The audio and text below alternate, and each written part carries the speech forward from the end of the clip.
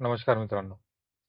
आज आपण एन-जी-ओसाठी फार महत्त्वाच्या टॉपिकवरती चर्चा करणार आहे आणि तो टॉपिक आहे सी-एस-आर फ्रॉड आणि एजंट.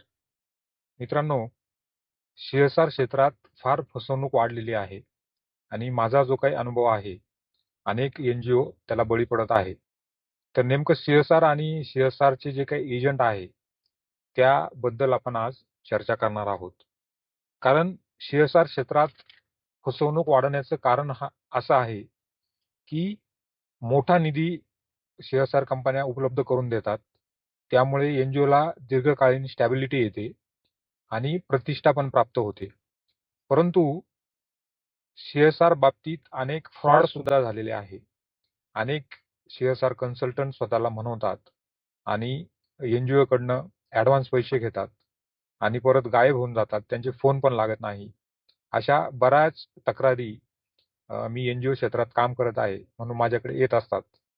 अनेक एन-जी-ओ सोबत काम करताना मी पण अनेक जे कन्सल्टंट आहे त्यांच्यासोबत मीटिंग करत असतो. परंतु काही गोष्टी ज्या काही चुकीच्या होतात त्याबद्दल आपण ह्या व्हिडिओमध्ये आज चर्चा करणार आहोत.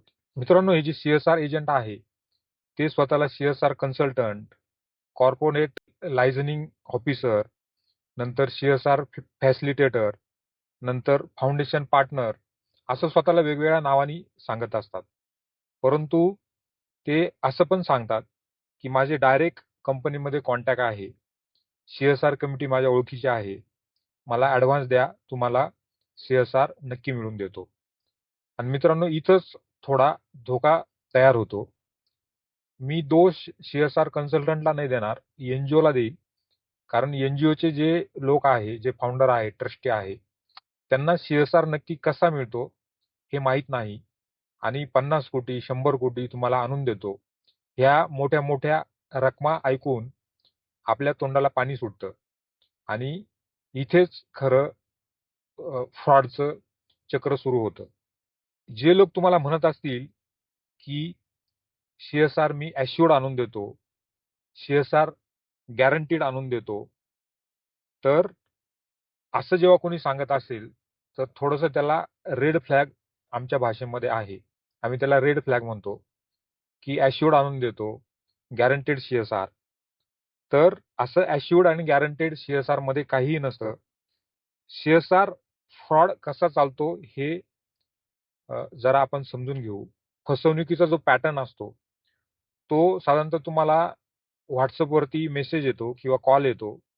त्याच्यामध्ये मोठी अमाउंट असते, की 1 कोटी, 2 कोटीपासून 100 कोटीपर्यंत तुम्हाला सी-एस-आर आणून देतो. कंपनी ऑलरेडी रेडी आहे, असं पण सांगितलं जातं आणि ॲडव्हान्स आणि प्रोसेसिंग फीची मागणी केली जाते. नंतर तुम्हाला जुने काही फेक एल-ओ-आय किंवा एक्स-वाय-झेड कंपनीने अशी सी-एस-आर दिलेले आहे, असे फेक लेटर तुम्हाला दाखवले जातात आणि तुमच्याकडनं ॲडव्हान्स पैसे उकळले जातात आणि मग नंतर तुम्ही फॉलोअप घेत राहता आणि काही दिवसांनी ते मोबाईल पण बंद होतात. तुमचे मोबाईल सुद्धा अटेंड केले जात नाही आणि तुमचे पैसे बुडतात. तर हे जे काही ॲडव्हान्स फी आहे सी-एस-आरमध्ये तुमच्याकडनं जी मागितली जाते, त्यानुसार ते सांगतात, की अमक्या-अमक्या पर्सनला एवढे टक्के द्यायचे आहे. कंपनीच्या लोकांना म्हणजे जी कंपनी सी-एस-आर देणार आहे त्यांना सुद्धा एवढे द्यायचे आहे. मीडिएटरला एवढे द्यायचे आहे. मग तुमच्या अकाउंटला पैसे आले की मग हे पैसे द्या. परंतु तोपर्यंत आम्हाला काम करण्यासाठी काही पैसे द्या. तर असं ते जे लोक आहे, ते 100 कंपन्यांशी कॉन्टॅक्ट करतात. प्रत्येकाकडनं थोडी-थोडी पैसे घेतात आणि गायब होतात. तर फसण्याची कारणं काय आहे, की आपली छोटी एन-जी-ओ आहे. आपल्याला वाटतं, की एवढी मोठी संधी आली आहे 50 कोटी, 100 कोटी ही संधी निघून जाईल. याच्यामुळे सुद्धा लोक फसतात. नंतर सी-एस-आर प्रोसेस त्यांना माहिती नसते आणि कुठलंही व्हेरिफिकेशन न करता आपण त्यांच्यावरती विश्वास ठेवतो. तर जे काही फेक कन्सल्टंट आहे आणि मार्केटमध्ये काही चांगले कन्सल्टंट पण आहे. तर चांगला कुठला आणि फेक कुठला हा कसा ओळखायचा त्याच्या काही टिप्स मी तुम्हाला देतो. जो रिअल कन्सल्टंट असतो तो तुम्हाला तुमची जर एन-जी-ओ नवी असेल तर तुम्हाला 3 वर्षामध्ये CSR कसा मिळवायचा याबद्दल गाईडन्स करतो. स्टेप बाय स्टेप गाईडन्स करतो. तो सांगत नाही की तुम्ही काल परवा लगेच रजिस्ट्रेशन झालं आहे, तुमच्याकडे सगळे रजिस्ट्रेशन आहे, 12A आहे, ETG आहे, CSR1 आहे आणि लगेच तुम्हाला CSR आणून देतो असं तो सांगत नाही. तो तुम्हाला सांगतो की तुमची एनजीओ नवीन आहे. तुम्ही ह्या स्टेपनी पुढे जा आणि मग 3 वर्षानंतर तुम्हाला एखाद्या कंपनीकडे अप्रोच होऊन CSR मिळेल. असा तो जे काही फेक कन्सल्टंट असतात ते असं कधीही सांगत नाही. थोडक्यात जो रिअल कन्सल्टंट आहे तो तुम्हाला तुमची एनजीओ CSR साठी लायबल कशी होईल याच्यासाठी स्टेप बाय स्टेप तो प्रिपेअर करत असतो.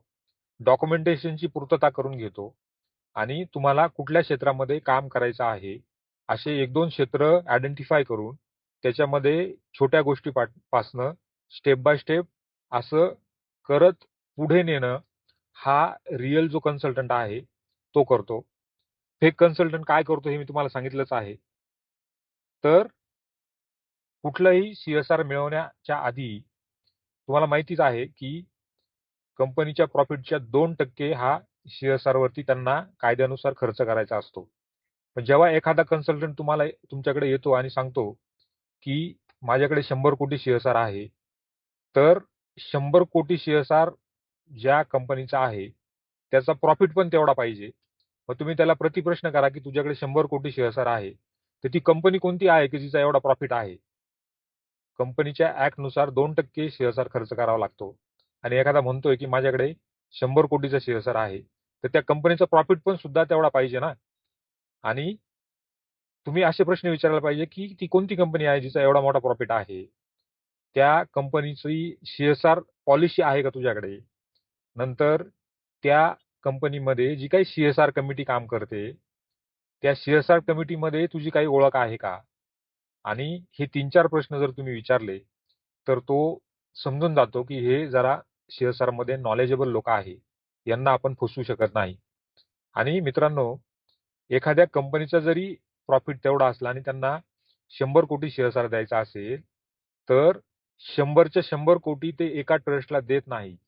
म्हणून त्यांच्या CSR पॉलिसीमध्ये काय लिहिलेलं आहे, हे तुम्ही चेक करा. CSR पॉलिसीमध्ये कोणते कोणते त्यांनी एरिया आयडेंटिफाय केलेले आहे, ते तुम्ही बघा आणि तुमची एनजीओ त्याच्यामध्ये काम करत आहे का? मग तुम्ही त्याच्यावरती पुढे जा. CSR ची प्रोसेस कशी असते ते तुम्ही समजून घ्या. स्टेप बाय स्टेप तुमचा 2-3 वर्षाचा रोडमॅप तयार करा. डॉक्युमेंटेशन मजबूत ठेवा आणि शक्यतो आता प्रत्येक ज्या मोठ्या कंपन्या आहेत त्यांची वेबसाईट आहे. वेबसाईटवरती त्यांची CSR पॉलिसी असते. त्यांचे अॅन्युअल रिपोर्ट पण उपलब्ध आहे. मी मागे पण याच्याबद्दल एक व्हिडिओ आहे माझा YouTubeवरती, की ज्या काही शेअर मार्केटमध्ये लिस्टेड कंपन्या आहेत, त्यांच्या CSR ची माहिती कशी काढायची, त्याची लिंक पण मी खाली देईल तुम्हाला. ऑलरेडी मी हा माझा व्हिडिओ टाकलेला आहे. तर ती CSR पॉलिसी सुद्धा तुम्हाला उपलब्ध आहे इंटरनेटवरती, त्या कंपनीच्या वेबसाईटवरती, त्यांच्या अॅन्युअल रिपोर्टमध्ये. तर असा जो काही CSR फ्रॉड आहे, कारण माझ्याकडे अनेक एनजीओ अशा कंप्लेंट करतात, की आम्ही लाख-लाख, 2-2 लाख, 5-5 लाख ॲडव्हान्स दिलेले आहे. परंतु पुढे त्यांचे फोन नंबर बंद झाले आणि आम्हाला आमचे पैसे बुडाले. याला 5-6 वर्ष झाले. तर हे फ्रॉड कसे टाळायचे?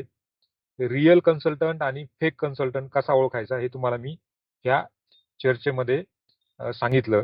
आणि CSR एक प्रोसेस असते. शेवटी कंपनी ऍक्ट नुसार सुद्धा काही ठरलेल्या प्रोसेस आहे. त्या प्रोसेसनुसारच तो CSR खर्च करावा लागतो.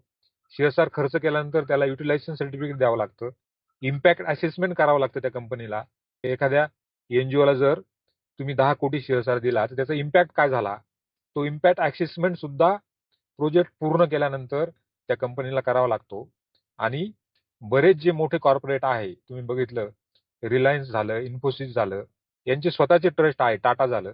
त्या ट्रस्ट मार्फत सुद्धा ते त्यांचा CSR खर्च करतात आणि एनजीओ टाइप करून सुद्धा ते खर्च करत असतात. तर असा कुणीही एजंट आला, कन्सल्टंट आला, 100 कोटी आणून देतो, 200 कोटी आणून देतो, तुमच्या अकाउंटला आल्यानंतर पैसे द्या, तर हे सगळं फेक असतं. CSR ची प्रोसेस तुम्ही समजून घ्या आणि त्यानुसार जर तुमची एनजीओ CSR रेडी करायची असेल तर त्याला काय काय लागतं हे तुम्ही समजून घेतलं, तर मग तुम्ही 2-3 वर्षामध्ये कुठेतरी CSR मिळवण्यासाठी लायबल होतात. तर अशी महत्त्वाची माहिती आज मी तुम्हाला शेअर केली. धन्यवाद.